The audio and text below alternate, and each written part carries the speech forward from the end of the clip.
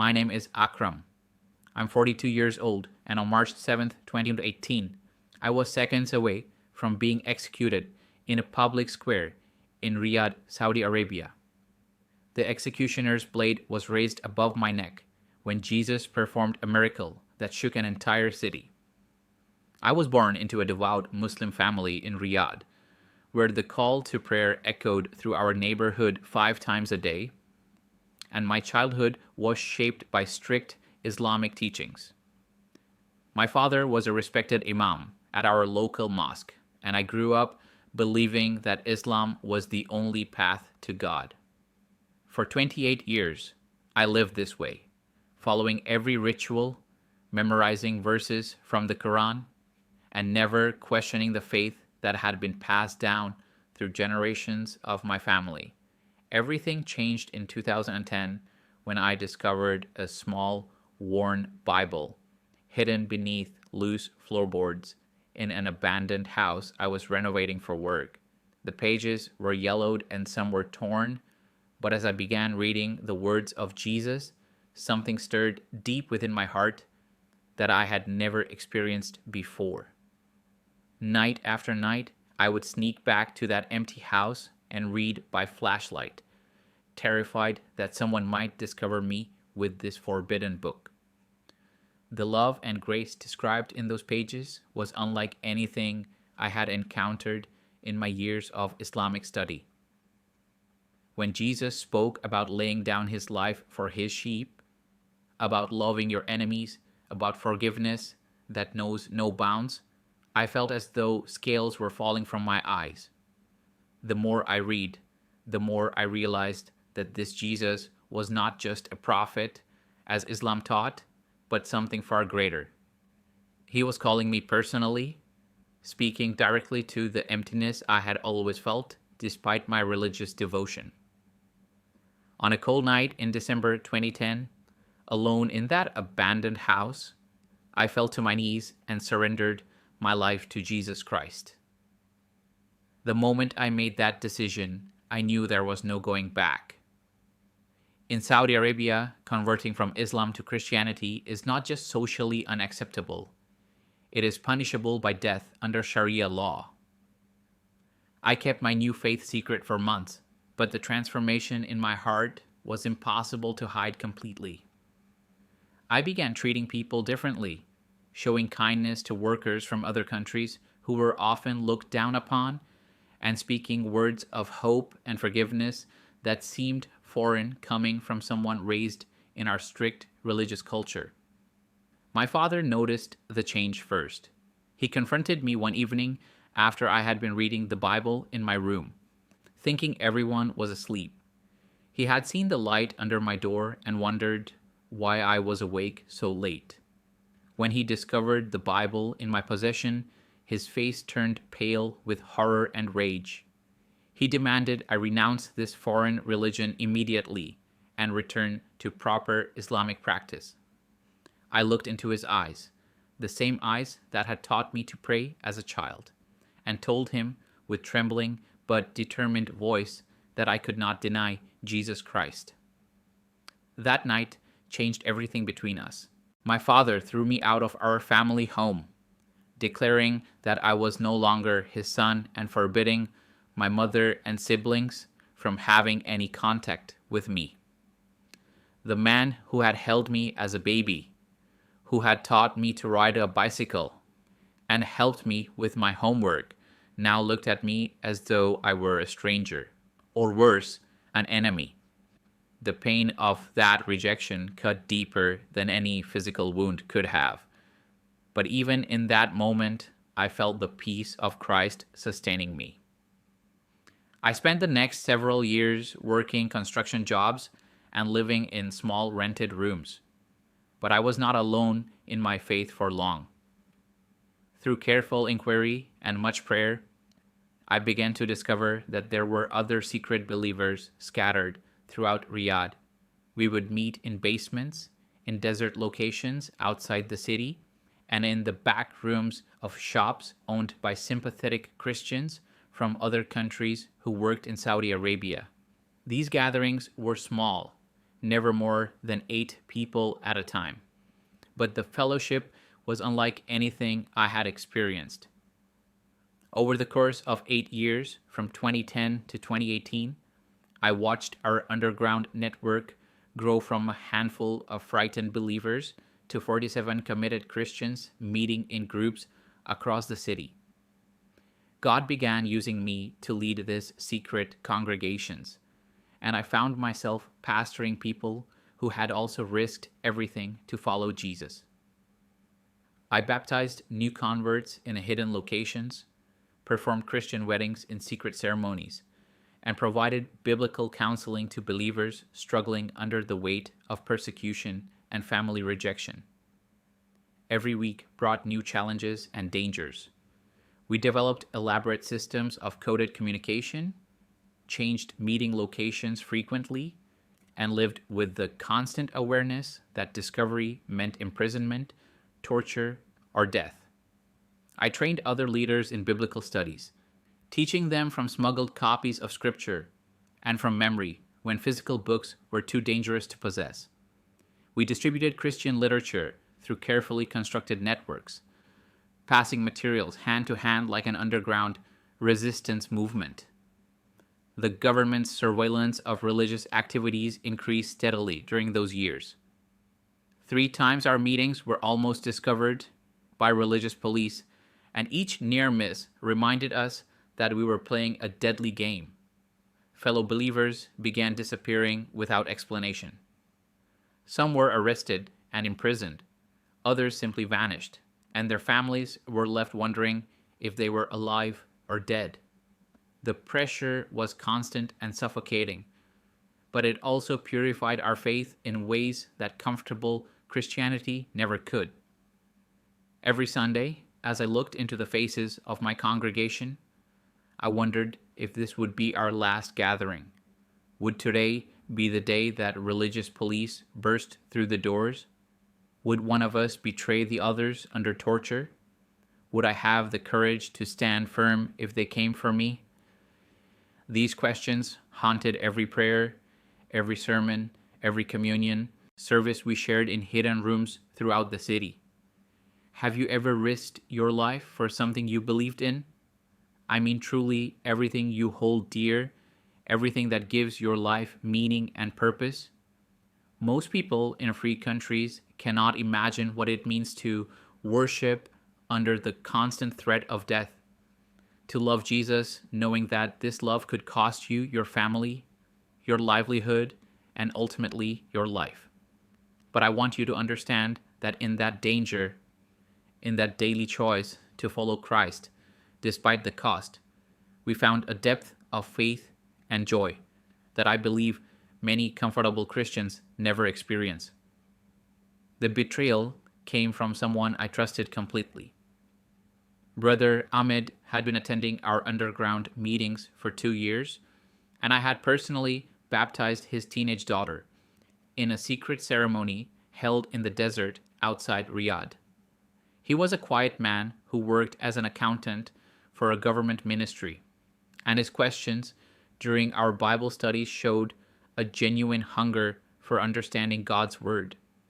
I had welcomed him into my inner circle of trusted leaders, sharing with him the locations of our various meeting places and the names of our most committed believers.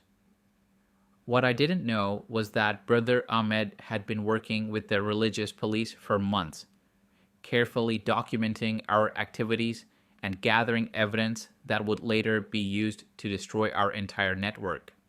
He had been carrying a hidden recording device to our worship services, capturing my sermons and the testimonies of new converts. He photographed our communion services, our baptisms, and our prayer meetings. Every act of worship, every expression of faith, every vulnerable moment when believers shared their struggles was being recorded and reported to authorities who were building a case against us. The betrayal was methodical and complete. Brother Ahmed had provided the religious police with detailed maps showing the locations where we met, schedules of our services, and personal information about each member of our congregation. He knew which believers were new converts who might be pressured to renounce their faith, which ones had children who could be threatened, and which ones had government jobs that made them particularly vulnerable to persecution. His betrayal was not just of me personally, but of every person who had opened their heart in our fellowship.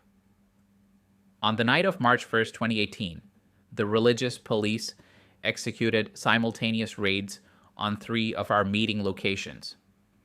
I was leading a communion service in the basement of a small shop owned by a Filipino Christian when they burst through the doors. We had just finished reading from the Gospel of John about Jesus washing the disciples' feet, and we were sharing the bread and wine that represented his broken body and shed blood. The irony was not lost on me that we were remembering Christ's sacrifice just moments before we would be called to make our own.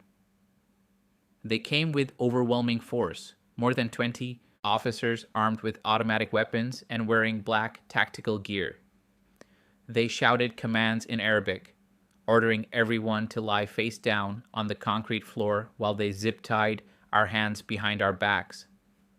I watched helplessly as they arrested elderly brother Khalil, whose arthritis made it difficult for him to kneel, and young sister Fatima, who was only 17 and had been secretly attending our services without her family's knowledge. The scene was chaotic and terrifying. Children were crying as their parents were dragged away, and several of our members were beaten with batons when they tried to comfort the younger believers. The officers destroyed everything they could find, smashing our communion cups, tearing up our handwritten copies of scripture, and photographing every face for their files. They treated us like dangerous criminals, rather than people whose only crime was worshiping Jesus Christ. 23 believers were arrested that night, and as they loaded us into police vans, I realized the full scope of what had happened. The raids were too coordinated, too precise, for this to have been the result of random surveillance. Someone from within our fellowship had provided detailed information about our activities. The religious police knew exactly where to go, exactly when we would be meeting, and exactly who the leaders were. They called my name specifically when they arrested me, identifying me immediately as the pastor they had been seeking. During the 6 days of interrogation that followed, the truth about Brother Ahmed's betrayal became clear. The officers showed me recordings of my own sermons, photographs of baptisms I had performed, and transcripts of private conversations I had shared with trusted members of our congregation.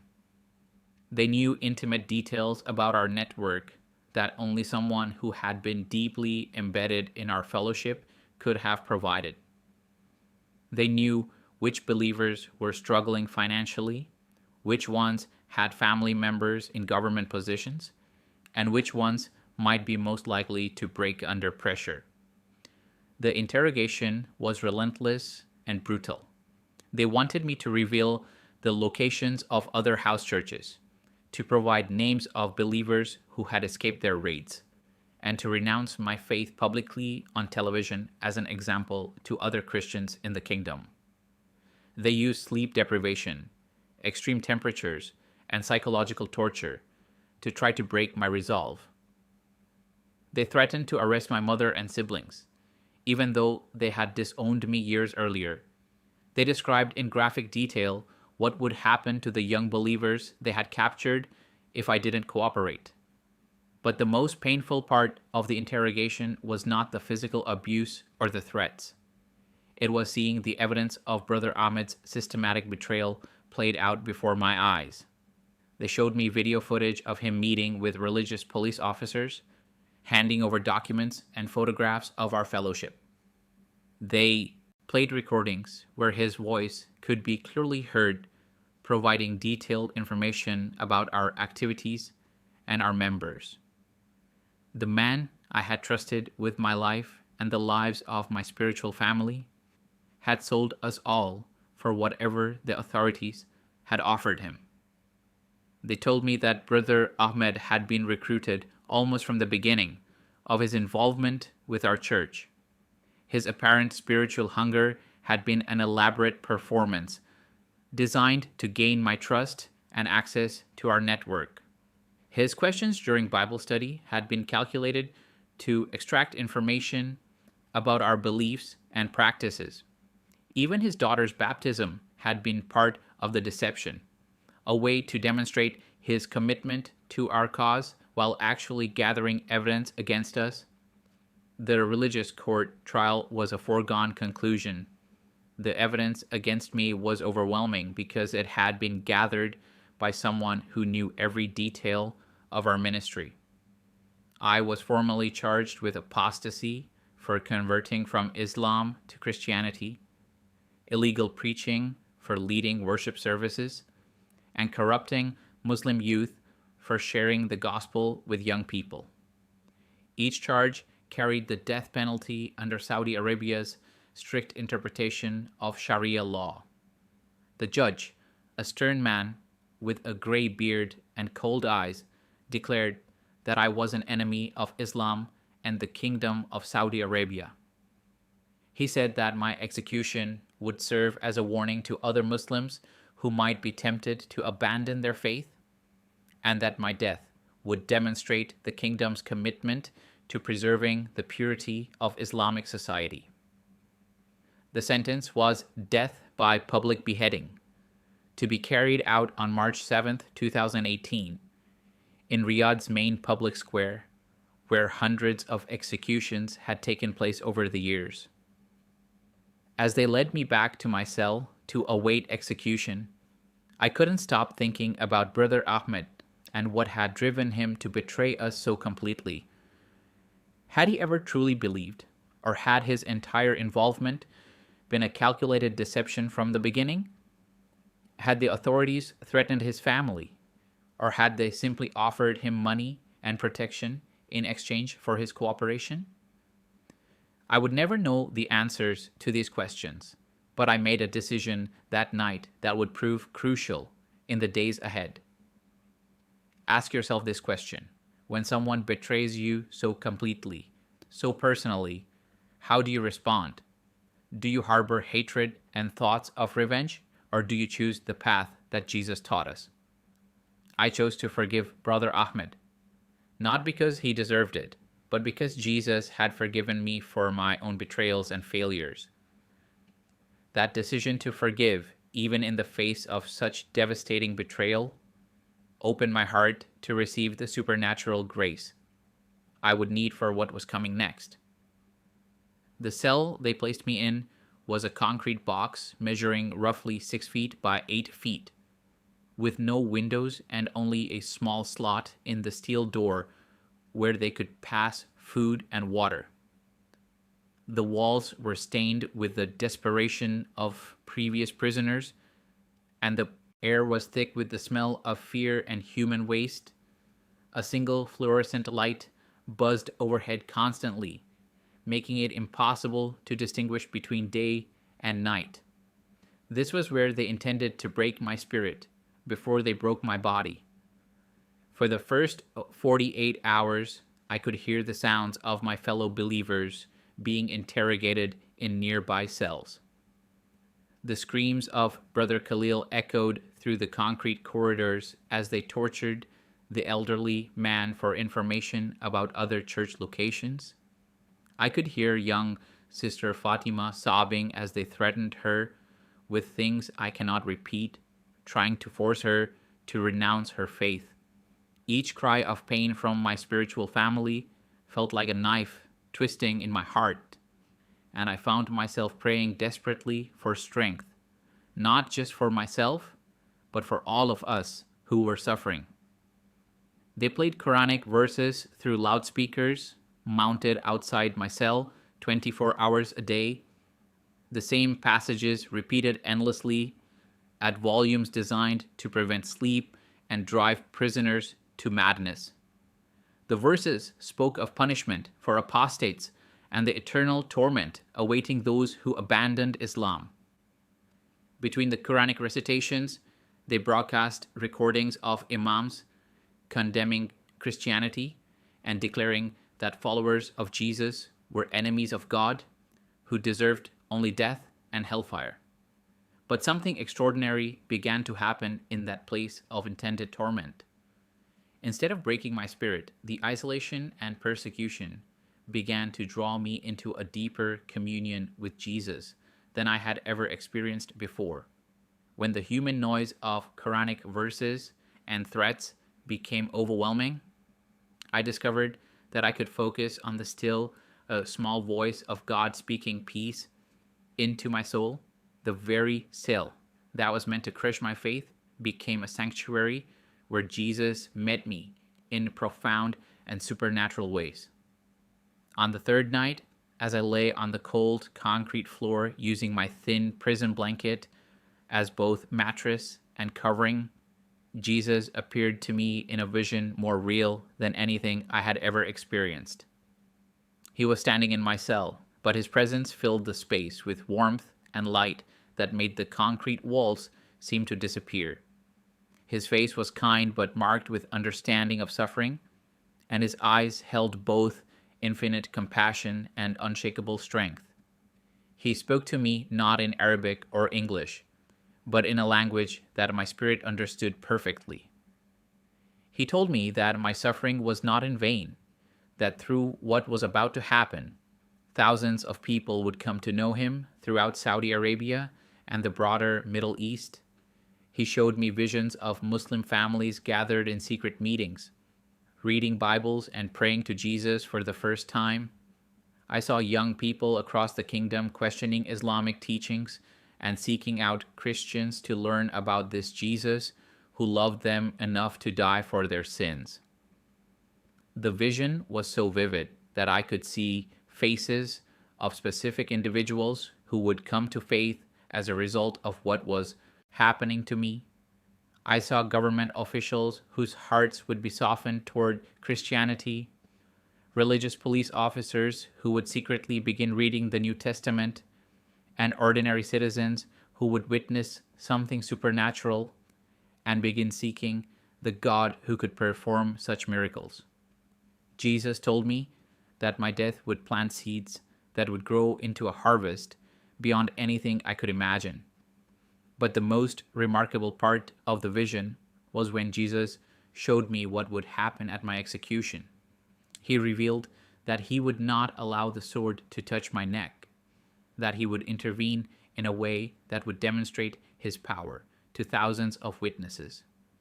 He told me that my willingness to die for him had already accomplished its purpose in the spiritual realm, and that now he would use my deliverance to bring glory to his name and salvation to many souls. Night after night, these divine encounters continued. Sometimes Jesus would appear to me in visions. Other times I would hear his voice speaking comfort and strength into my heart. Angels would visit my cell, invisible to the guards, but clearly present to me, singing worship songs that filled the space with heavenly music that drowned out the harsh sounds of the prison. During these supernatural visits, I felt no fear of death, no anxiety about the approaching execution, only perfect peace and anticipation of how God would demonstrate his power. The guards began to notice something unusual happening in my cell. Officer Hassan, who brought my daily meal of rice and water, told me later that he could see strange lights emanating from under my cell door during the night shifts. Other guards reported hearing beautiful singing coming from my cell, even though they knew I was alone and had been ordered to remain silent. Some of them began to look at me with curiosity rather than hatred, wondering what could cause such supernatural phenomena around a condemned prisoner. I spent every waking hour in prayer, not just for my own strength, but for the salvation of my captors, for the other believers who had been arrested with me, and for a great awakening to sweep across Saudi Arabia. I prayed for Brother Ahmed, asking God to forgive him and to reveal the truth of Jesus to his heart. I prayed for my family who had disowned me, that they would understand someday why I could not deny Christ. I prayed for the executioner who would swing the sword, that God would use even that moment to demonstrate his glory. During these 6 days of supernatural preparation, I also experienced periods of intense spiritual warfare. Dark oppression would sometimes fill the cell, and I would feel the weight of demonic forces trying to crush my faith and fill me with despair. In those moments, I would quote scripture passages I had memorized, declare the promises of God, and call upon the name of Jesus. Every spiritual attack was met with divine intervention, and I emerged from each battle stronger and more confident in God's plan. I wrote letters in my mind to my congregation and to my family. Since I had no paper or pen, I composed final messages of encouragement for the believers who would survive this persecution, urging them to continue the work of spreading the gospel regardless of the cost. I wrote mental letters of forgiveness to those who had betrayed us and to the authorities who had condemned us. Most importantly, I wrote a letter in my heart to Jesus, thanking him for counting me worthy to suffer for his name and expressing my complete trust in his plan. The supernatural peace that filled me during those final days was beyond human understanding. I had made my peace with dying for Christ, but more than that, I had received divine revelation that my death would not be the end of the story. I knew that God was about to do something unprecedented in the history of Saudi Arabia, something that would shake the foundations of religious oppression and open hearts to the gospel in ways that had never been possible before. I discovered that facing death for Christ brings supernatural boldness that cannot be manufactured by human courage alone. When you know with absolute certainty that your death will advance God's kingdom and bring people to salvation, the fear of dying disappears completely. Instead of dreading the approaching execution, I found myself anticipating it with faith-filled expectation of how Jesus would reveal his power and love to a nation that desperately needed to encounter him. The execution squad arrived at my cell at exactly 5 o'clock in the morning on March 7th, 2018. I had been awake for hours, not from fear or anxiety, but because the presence of God had been so strong throughout the night that sleep seemed unnecessary. When I heard their heavy boots echoing down the concrete corridor, I felt a surge of anticipation rather than terror. This was the day that Jesus had shown me in visions, the day when his power would be displayed before thousands of witnesses. They offered me a final meal, as was customary for condemned prisoners, but I refused it. I had been fasting for the past 3 days, not from despair, but from a deep sense that I needed to be spiritually prepared for what God was about to do. The supernatural peace that had sustained me throughout my imprisonment intensified as the moment approached. Officer Hassan, who had noticed the strange lights in my cell, looked at me with confusion when I smiled at him and thanked him for his kindness during my captivity. I spent my final hours in the cell singing hymns and praying in Arabic, my voice echoing off the concrete walls. I sang songs of worship that my underground congregation had learned, melodies that reminded me of our secret communion services and baptisms in the desert. I prayed for every person who would witness what was about to happen, asking God to prepare their hearts to receive the miracle they were about to see. I prayed for my executioner that God would use this moment to reveal his love and power to a man whose job was to end lives. When they came to transport me to the public square, I noticed something different in the demeanor of the guards. Usually, condemned prisoners were dragged from their cells in terror, but I walked calmly between them, still humming worship songs under my breath. The guards seemed unsettled by my peace, exchanging glances with each other, as if they couldn't understand how someone facing death could display such serenity. One of them asked me why I wasn't afraid, and I simply told him that I knew my God was in control. The armored vehicle ride to the execution site took 20 minutes through the streets of Riyadh. Through the small bulletproof window, I could see the city where I had spent my entire life, the place where I had been born into Islam and later born again into Christianity. I thought about all the secret believers scattered throughout these neighborhoods, probably praying for me at this very moment. I wondered if any of them would be in the crowd that had gathered to watch my death, forced to remain silent as they witnessed their pastor's execution. When we arrived at the public square, I was stunned by the size of the crowd that had assembled.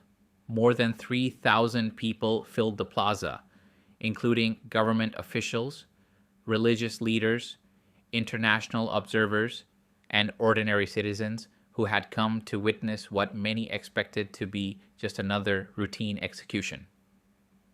Television cameras from several Middle Eastern news networks were positioned around the perimeter, though I learned later that they had been instructed to stop filming before the actual beheading took place.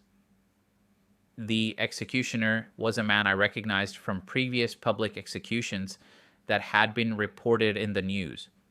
He was known throughout the kingdom for having carried out hundreds of beheadings over his career, a man whose skill with the sword was legendary and whose commitment to Islamic justice was unquestioned. He stood beside the execution platform, wearing traditional black robes, his face covered except for his eyes, holding a gleaming curved sword that had ended countless lives before mine. Religious officials and government representatives sat in a special viewing area, including several men I recognized from television broadcasts, condemning Christianity and defending Saudi Arabia's strict interpretation of Islamic law. They watched with satisfaction as I was led to the platform, no doubt expecting that my death would send a clear message to any other Muslims who might be tempted to convert to Christianity. For them, this was not just an execution, but a statement about the kingdom's commitment to religious purity. The charges against me were read aloud to the crowd in Arabic. Apostasy for abandoning Islam and embracing Christianity, illegal preaching for leading worship services and sharing the gospel, corrupting Muslim youth for introducing young people to the teachings of Jesus Christ. Each charge was met with shouts of approval from portions of the crowd, who viewed my death as necessary for protecting their society from foreign religious influence. They forced me to kneel on the execution platform, positioning my head over a drainage gutter designed to collect the blood of those who had been beheaded before me. My hands were bound behind my back with thick rope, and a blindfold was offered, which I refused. I wanted to see what God was about to do. I wanted to look into the faces of the witnesses who would tell this story for the rest of their lives. As the executioner raised his sword above my neck, I closed my eyes and spoke the words that had been in my heart for days. Jesus, I commit my spirit to you. At that moment, everything I had experienced in my prison cell, every vision and divine encounter, every promise that God had spoken to my heart, was about to be fulfilled in a way that would astound everyone present. What happened next defied every law of physics and every expectation of those who had gathered to witness a routine execution. A light more brilliant than the desert sun at midday suddenly filled the entire public square, a radiance so intense that people throughout the crowd cried out and shielded their eyes. But this was not natural light from any earthly source. This was the glory of God manifesting in physical form, the same presence that had visited me in my prison cell now revealing itself to thousands of witnesses. In the midst of that supernatural brightness, a voice rang out across the square, with such authority and power that every person present heard it clearly despite the size of the crowd. The voice spoke in Arabic, in words that penetrated every heart. "This is my beloved servant, in whom I am well pleased. Do not touch him." The voice carried the weight of divine authority, and many in the crowd immediately recognized that they were hearing something beyond human ability to produce or explain. The executioner's sword, which moments before had been raised to end my life, suddenly shattered like glass in his hands. The blade that had been forged from the finest steel and had never failed in hundreds of previous executions broke into dozens of pieces that scattered across the platform with a sound like crystal wind chimes. The executioner himself staggered backward, staring at the broken handle in his grip with an expression of complete shock and bewilderment. At that same moment, the thick ropes binding my hands snapped without anyone touching them, as if they had been cut by an invisible blade. I felt my arms fall free at my sides, and I slowly stood to my feet on the execution platform, while the supernatural light continued to shine around me. The crowd fell into stunned silence, then erupted in confusion as people tried to process what they had witnessed. Dozens of people throughout the square fell to their knees, some weeping uncontrollably as they encountered the presence of God for the first time in their lives. Guards who had seemed so confident and threatening just moments before now stood frozen with fear and awe. Several government officials in the viewing area had their heads buried in their hands, unable to look directly at the light that continued to emanate from the execution platform. Look inside your own heart right now as I tell you this. Can you imagine being present for such a divine intervention? Can you comprehend the mixture of fear, awe, and wonder that filled every person in that square as they witnessed God's power displayed in such an undeniable way? This was not a story from ancient biblical times, but a modern miracle occurring in the heart of one of the most religiously restrictive nations on earth. The manifestation lasted for several minutes that felt like hours to everyone present. Cell phones throughout the crowd captured video footage of unexplainable phenomena, images that would later spread across social media despite government attempts to suppress them. When the supernatural light finally began to fade, I remained standing on the platform, alive and unharmed, while chaos erupted throughout the square as people struggled to understand what they had witnessed. The aftermath of what happened in that public square created chaos unlike anything the Saudi authorities had ever experienced.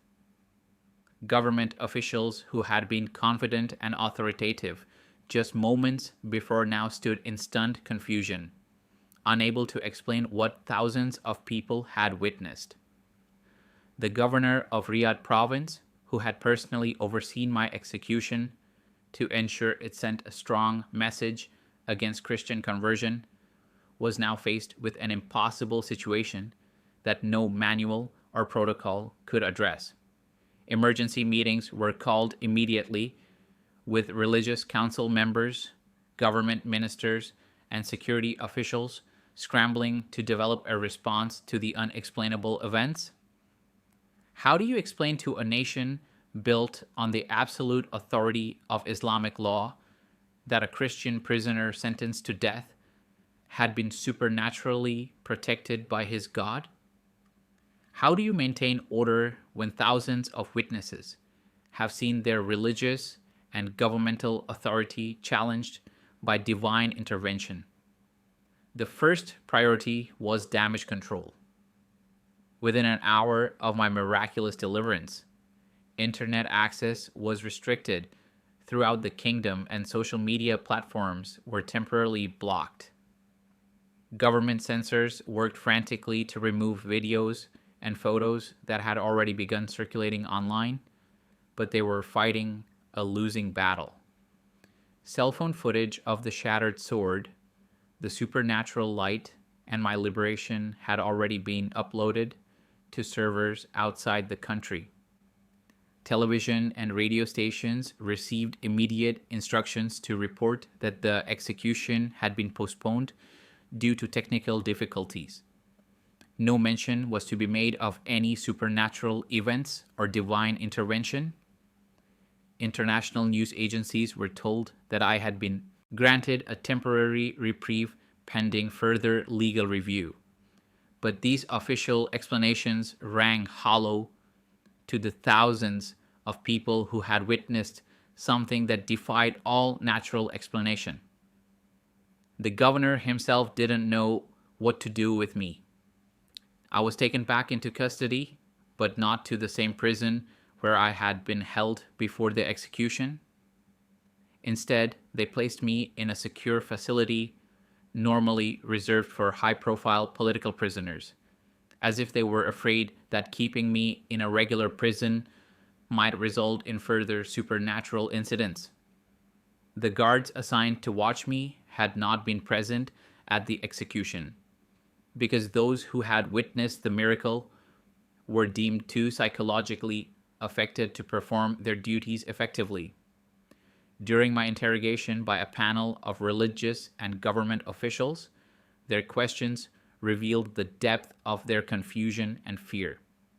They wanted to know how I had orchestrated such an elaborate hoax. They demanded that I explain the technology I had used to create the blinding light and to shatter the executioner's sword.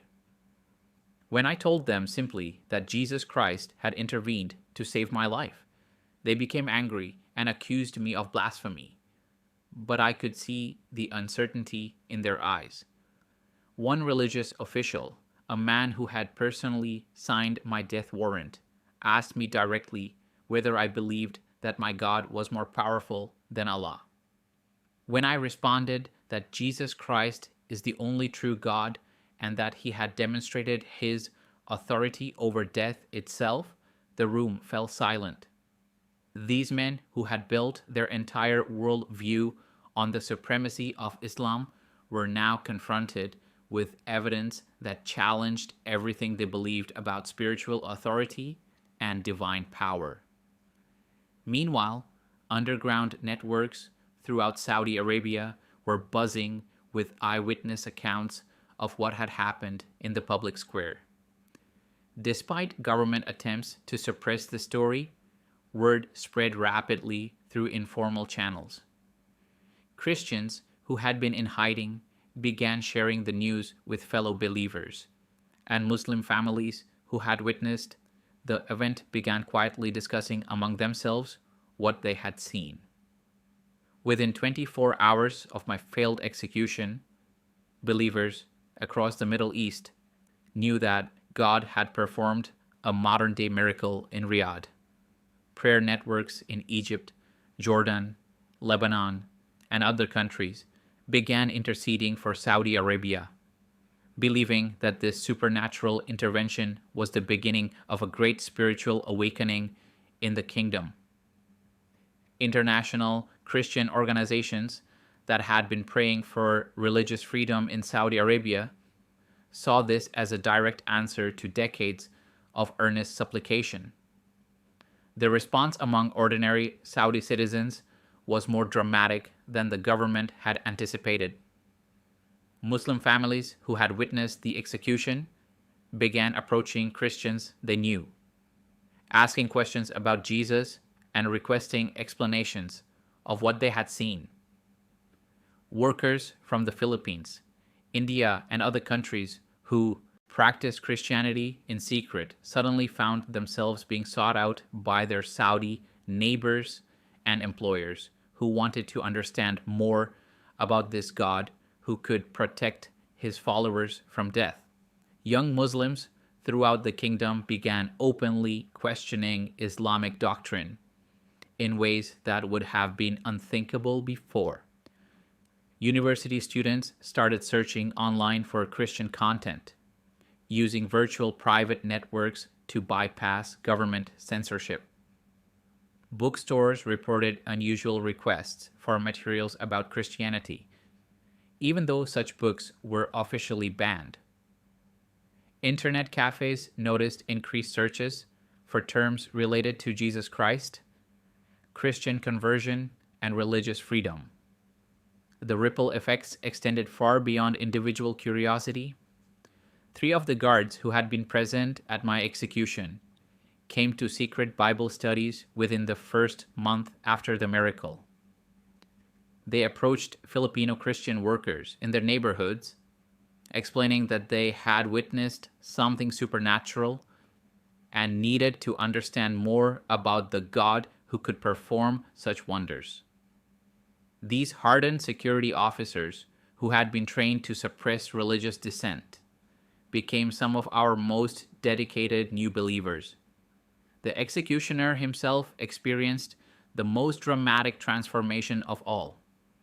Within 2 weeks of the failed execution, he made contact through intermediaries with Christian networks in Riyadh. The man whose career had been built on ending lives for religious and political crimes was now desperate to understand the God who had prevented him from taking mine.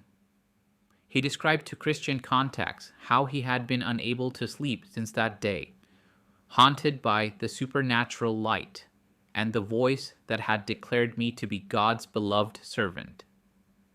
His conversion process was gradual but profound. Through secret meetings with mature believers, he began studying the Bible and learning about Jesus' message of forgiveness and redemption.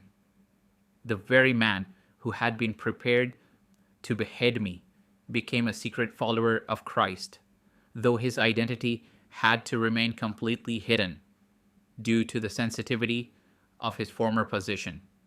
He provided invaluable insights into government persecution methods and helped our network understand how to better protect vulnerable believers. Brother Ahmed's family experienced an unexpected tragedy that became a catalyst for their own spiritual transformation.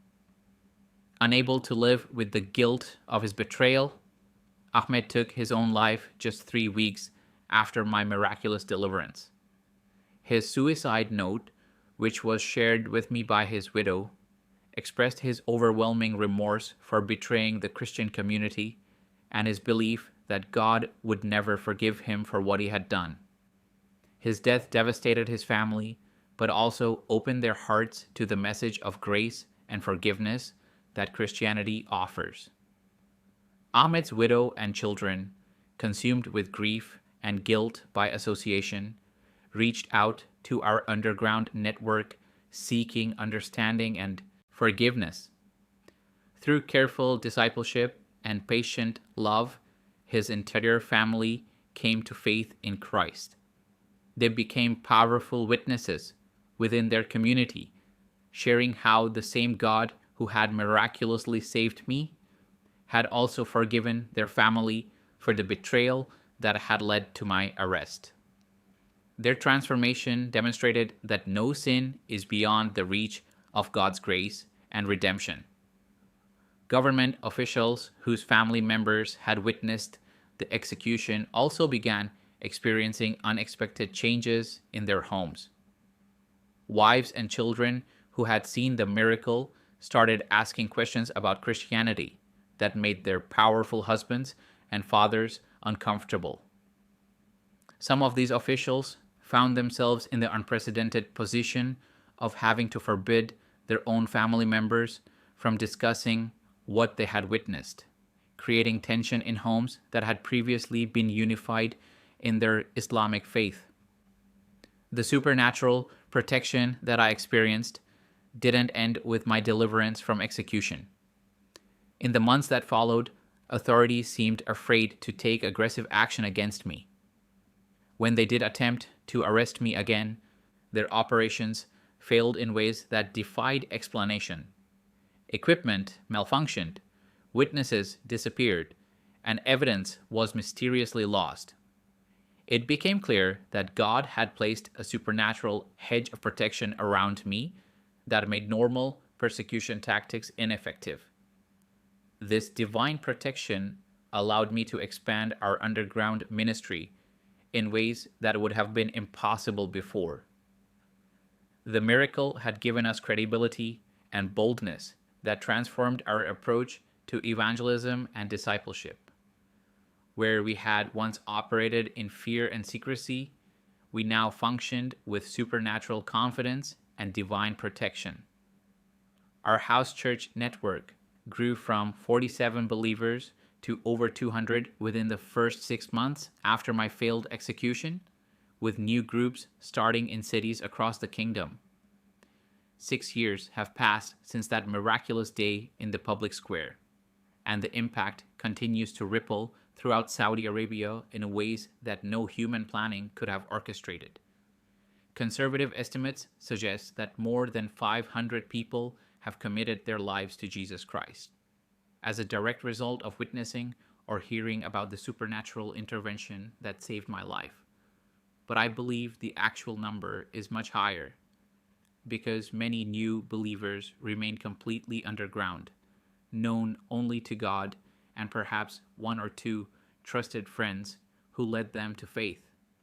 The underground church network has expanded beyond anything we could have imagined during those early years of fearful secrecy. We now have active house church groups in 15 different Saudi cities, from Jeddah on the Red Sea coast to Dammam in the eastern province. Each group maintains strict security protocols, but they also operate with a boldness that comes from knowing that our God can protect his people even in the most hostile environments. Young Muslims who once would never have questioned their inherited faith are now openly discussing Christianity with trusted friends and seeking out believers who can answer their spiritual questions. The most remarkable transformation has occurred among the youth of Saudi Arabia. A generation that grew up with strict Islamic teachings and limited exposure to other religious ideas has been profoundly impacted by social media accounts of the miracle that saved my life. Despite government censorship, video footage and eyewitness testimonies continue to circulate through encrypted messaging apps and underground networks. Young people who watched these videos began asking questions that their parents and religious teachers couldn't answer satisfactorily. Universities across the kingdom have become unexpected centers of spiritual awakening. Students studying abroad have encountered Christianity in free countries and returned to Saudi Arabia with Bibles and Christian literature hidden in their luggage. These materials are copied and shared through elaborate networks that rival political resistance movements in their sophistication and security. Study groups that ostensibly focus on English language learning or Western literature have become venues for discreet discussions about Christian theology and biblical teachings. Secret Christian bookstores now operate in 3 major cities, disguised as shops selling other types of literature, but providing Bibles and Christian resources to a growing network of seekers and believers. The owners of these establishments take enormous risks, knowing that discovery would mean imprisonment or death, but they are motivated by the same supernatural boldness that has characterized our movement since my miraculous deliverance. They report steady increases in demand for Christian materials, with customers coming from all levels of Saudi society. The government has been forced to adapt its persecution strategies in response to the growth of Christianity in the kingdom. Rather than conducting high profile public arrests that might create more martyrs and generate additional sympathy for the Christian cause, they have shifted toward more subtle forms of harassment and control. Christians are monitored through electronic surveillance. Their employment opportunities are limited, and the children face discrimination in schools. But the days of dramatic public executions have largely ended. This shift in government tactics, while still creating real hardships for believers, has also created space for our ministry to flourish in ways that were previously impossible. We have been able to establish more permanent meeting locations, develop comprehensive discipleship programs, and even begin training new pastors who can lead their own congregations. The network that began with fearful gatherings of 8 or fewer people now includes congregations of 30 to 40 believers who meet regularly for worship, Bible study, and mutual support. The personal cost of this ministry continues to be significant for my own life. I remain separated from my biological family, who still consider my conversion to Christianity to be a source of shame and dishonor. My mother has never spoken to me since the day my father threw me out of our home, and my siblings have been forbidden from having any contact with me. The pain of this rejection never completely goes away, but I have gained thousands of spiritual children across the kingdom of Saudi Arabia who have become my true family in every sense that matters. My health bears the ongoing effects of the torture I endured during my imprisonment before the failed execution. The sleep deprivation, extreme temperatures, and physical abuse have left me with chronic pain and digestive problems that require constant management. But I have also experienced miraculous healings at crucial moments when my physical condition threatened to prevent me from continuing the ministry. God has sustained my body just as He protected my life, providing strength when human endurance reaches its limits. The international impact of my testimony has extended far beyond what I could have anticipated. Believers in China, North Korea, Iran, and other countries where Christians face severe persecution have drawn courage from this story of supernatural deliverance. I receive messages through secure channels from underground pastors who tell me that accounts of the miracle in Riyadh have strengthened their own faith and resolve during times of intense pressure and suffering. Christian organizations worldwide have begun focusing increased attention and resources on Saudi Arabia, believing that the supernatural intervention in my case signals God's intention to bring revival to the Arabian Peninsula. Prayer networks spanning dozens of countries now intercede specifically for the kingdom, asking God to continue the work that began with my miraculous protection from execution. Fundraising efforts have provided financial support for our underground operations and for believers who have lost employment due to their conversion to Christianity. Book publishers and documentary filmmakers have approached me through intermediaries, seeking permission to share my story with broader international audiences. While I must be extremely careful about security considerations that could endanger other believers, I have cooperated with several projects that I believe will encourage persecuted Christians globally and inform free nations about the reality of religious oppression in Saudi Arabia. These media efforts have reached millions of people who had never considered the challenges facing Christians in Muslim-majority countries. The present-day reality of my life involves constant vigilance, balanced with supernatural peace. I still live with the knowledge that government surveillance monitors my activities, and that my safety depends ultimately on God's continued protection rather than human security measures. Every day brings new opportunities to share the gospel with seekers who have heard about the miracle and want to learn more about Jesus. But it also brings awareness that each conversation could potentially lead to renewed persecution for everyone involved. Training the next generation of secret pastors and evangelists has become one of my primary focuses. Young believers who came to faith after witnessing or hearing about the miracle possess a boldness and confidence that amazes me.